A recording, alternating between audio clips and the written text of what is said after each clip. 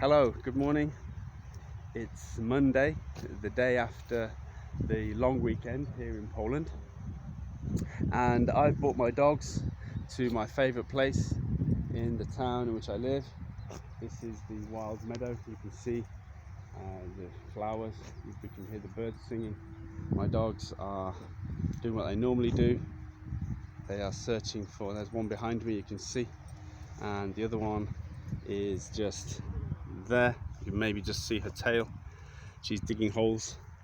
They like to do that, and it's an ideal place to come and as I said, to run off some energy.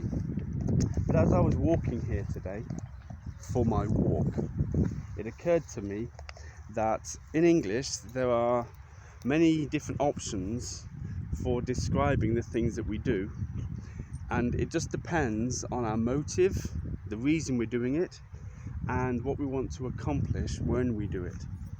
So I walked here. It's about 1 kilometre from where I live. I walked here for a walk. Now, the same word is used, but there are two different meanings behind the word walk there, because the first walk was very quick. I walked here very quickly with the dogs to give myself some exercise, of course, and also to get here as quickly as possible so that they could have maybe an hour of just running around, digging, playing with complete freedom and without any fear of traffic noise and things like that, although there is a road just over there. So it got me to thinking about this word walk, the idea of walking around doing things, and how many different ways there are of saying that depending on what it is. So for example, I might describe my walk to this meadow because it was so quick and I had a purpose. I was trying to get here as quickly as possible. I might describe it as a route march.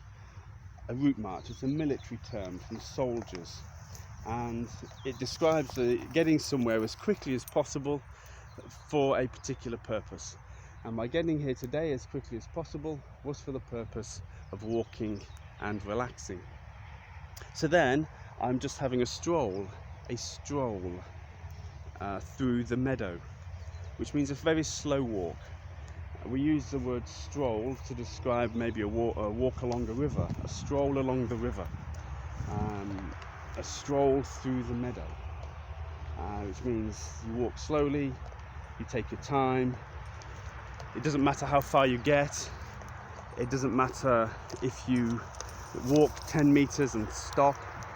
It doesn't matter if you just walk for 20 minutes or an hour. None of it matters. The distance, the time you spend, all of it is undetermined. So it's a stroll. Now, if we go, for example, to a wood, a forest, we might have a wander through the forest. Again, it means no purpose, and the route that you take is not determined. You can change the route whenever you want. Oh, let's go along this path, or let's go along this path. Let's see what's here. And it's about investigating the forest, not really having a purpose in mind. You're just enjoying the fact that you're in the forest and you can wander through the trees and experience that place if it's something you like to do.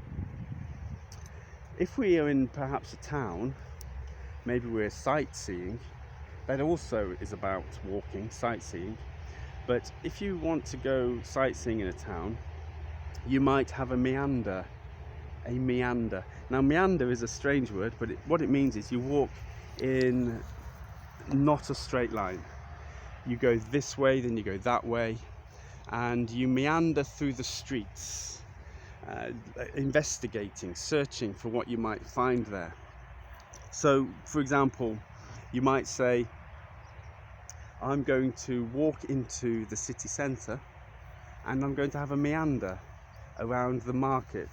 I'm going to have a meander around the shops. And when you're there, you might do what we say, what some places say, not everywhere, but there's a colloquial expression in English, to have a mooch. And a mooch is it's a funny word. but it just means to look around, look for maybe things you might want to buy. You've got no purpose in mind. You're not going with the specific purpose of buying anything in detail, but you just have a look, see what you find, and it's again to do with walking around slowly from one place to the next, just looking for something interesting. So as I said, those are some various ways you can walk, just plainly walk. You can route march, you can stroll, you can wander, and you can meander. All of it means walking for different reasons, different purposes, different speeds, and different experiences. So hopefully that's been interesting to you, and I look forward to speaking to you again on our next video.